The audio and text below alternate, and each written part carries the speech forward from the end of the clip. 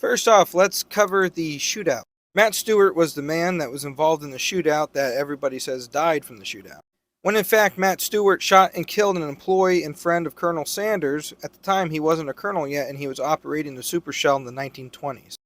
Uncle Harley shot Matt Stewart in the shoulder. Matt Stewart lived.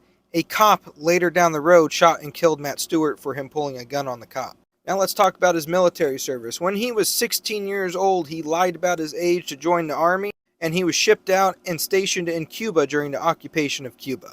He would serve there for 1 year as a wagon driver before being sent back to the United States before his age. He was discharged.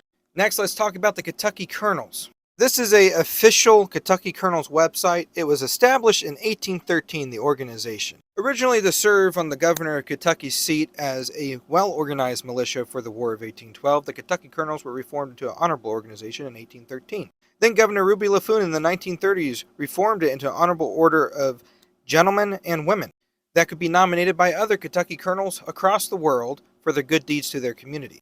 Colonel Harland Sanders, a real Kentucky colonel, sit on that for a little bit, was commissioned in 1935 by Governor Ruby Laffoon for his contribution to the state's cuisine.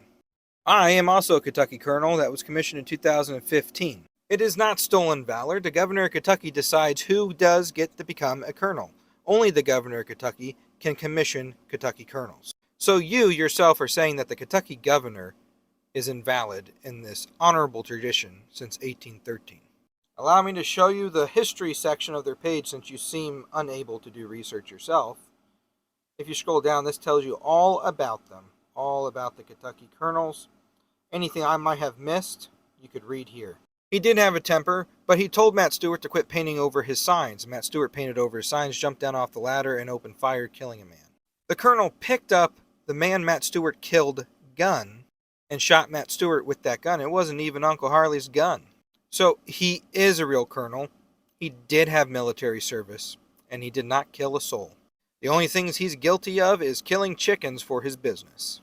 Now, wallow in that for a little bit while you educate yourself on why you were wrong.